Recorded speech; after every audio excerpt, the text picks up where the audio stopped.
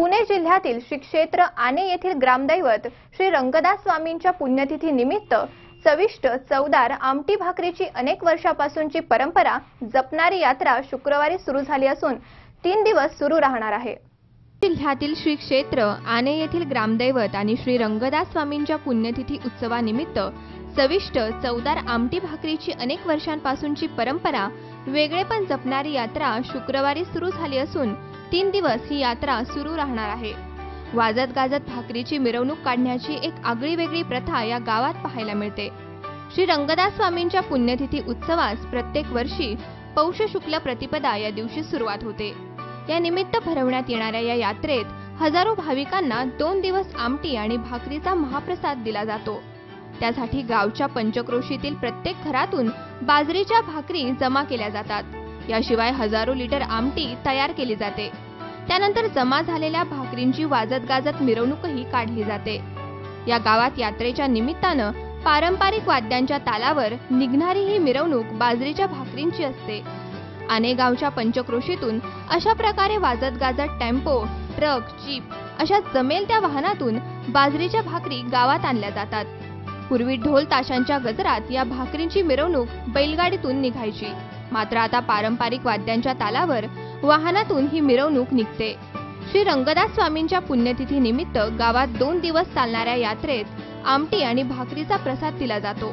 त्यासाठी घराघरातून भाकरी जमा केल्या जातात। प्रत्येक घराने 1.5 शेराच्या भाकरी द्यायच्याच हा नियम गेली 150 वर्षांपासून काटेकोरपणे जपला जातोय। त्यामुळे जमा होणाऱ्या या बाजरीच्या भाकरींनी अक्षरशः एक खोली भरून जाते। एकीकडे भाकरींच्या चवडी वाढत असतात, तर दुसरीकडे या भाकरीसाठी आमटी बनवणं सुरू असतं। भल्या मोठ्या लोखंडी कढयांमध्ये ही आमटी बनवली जाते। ही चविष्ट आमटी तयार करण्यासाठी तूर डाळ, गूळ, खोबरे, मीठ, मिरे, लवंग, शेंगदाणे, बेसन पीठ, पापड खार, हळद, मिरची, जिरे, शहाजिरे, आमसूल, जायपत्री, धने, तेल, हिंग, कर्णफुलं आदी वस्तू लागतात। यांचा खर्च 4 लाखांच्या आसपास असल्याचे देवस्थानच्या सूत्रांनी सांगितले। या आमटी महाप्रसादासाठी या पंचक्रोशीतील आणि महाराष्ट्रातील सर्व भाविक भक्त या ठिकाणी येतात आणि आमटीचा आस्वाद घेण्यासाठी खाली 2 आवर आहे। एक खाली लेडीज बसतात आणि वरती जेंट्स बसतात आणि शाळेतील विद्यार्थी यांना वाटपासाठी चांगलं नियोजन करतात आणि आमटीच्या 40 ते 50 कढया होतात साधारणतः आणि त्याच्यामध्ये भाकरी प्रत्येक माणसाच्या घरून प्रत्येक व्यक्ती जेंट्सच्या मागून 3 किलोच्या भाकरी म्हणजे असं त्या घरामध्ये जेवढे व्यक्ती असतील तर 3 किलोच्या प्रत्येक माणसामागे भाकरी बनवून लोक पहिल्या दिवशी आणि दुसऱ्या दिवशी जमा करतात। तवा भाकरी एक करगुट्या माग म्हणजे पुरुष काल जरी मूल जन्मलेला असलं तर त्याचा 1.5 शेर भाकरी 1.5 शेराच्या भाकरी तर त्याच्या येतात। असे करगुट्या मागे 1.5 शेर धान्य काढून सनी भाकरी करून आणायच्या। तेव्हा असं हे हिशोब भाकरी एकंदर आता वाड्या तोड्यांच्या भाकरी येतात। या वर्षीचा खर्च श्री रंगदास स्वामी महाराज फंड मंडळ मुंबई यांनी केला। एका कढईत साधारणपणे 500 लिटर आमटी तयार होते। अशा 30 पेक्षा अधिक कढया आमटी 2 दिवसात बनवली जाते।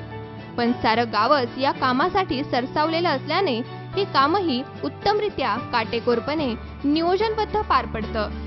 श्री रंगदास स्वामींच्या मंदिरात दुपारी 12 वाजता आरतीला सुरुवात होते। आरतीनंतर स्वामींना आमटी आणि भाकरीचा नैवेद्य दाखविला जातो आणि नंतर पंक्तींना सुरुवात होते। लहान मोठे असा भेद विसरून, एरवी जपल्या जाणाऱ्या आपापल्या ओळखी विसरून सारेजण एकत्र पंक्तीला बसतात। सर्वांसाठी प्रसादही एकच असतो, आमटी आणि भाकरी। एका मोठ्या कढईत 1000 ते 1500 भाविक आमटीचा महाप्रसाद घेतात। या आमटी आणि भाकरीची चव दुसरीकडे कुठंच मिळत नाही असं प्रसाद खाणारे आवर्जून सांगतात। 150 वर्षांपूर्वी श्री रंगदास स्वामी उत्तर भारतातून येऊन आणे गावच्या मारुतीच्या मंदिरात राहिले। यामुळे श्री रंगदास स्वामींनी बाजरी आणि तुरीपासून बनणाऱ्या आमटी भाकरीच्या प्रसादाची प्रथा सुरू केली। ती आस्थागायत सुरू आहे। ही आमटी गावातीलच जुने जाणते ज्येष्ठ लोक तयार करतात। प्रत्येक वर्षी आमटीसाठी लागणाऱ्या साहित्याचा खर्च परिसरातील दानशूर अन्नदाते करत असतात। आमटीचा खर्च करण्यासाठी भाविकांमध्ये चढाओढ असते। यात्रेच्या या 2 दिवसात गावच्या पंचक्रोशीत घरी जेवण बनवलंच जात नाही.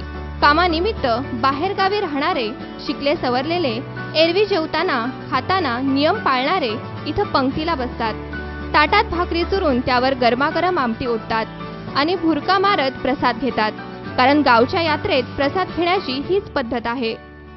आमच्या प्रतिनिधी स्मिता शिंदे यांनी या निमित्ताने घेतलेला आढावा. मी आता उभी आहे. आण्याची आमटी इथे बनवली जाते. ती जगप्रसिद्ध आमटी आपण पाहूया की कशी बनवली जाते. आपण इथल्या ग्रामस्थांना विचारूया की आमटी बनवली कशी जाते. आपण ही आमटी बनवतो आणि तिचा आस्वाद कसा घेतात लोक आणि कशा पद्धतीने आमटी बनवली जाते.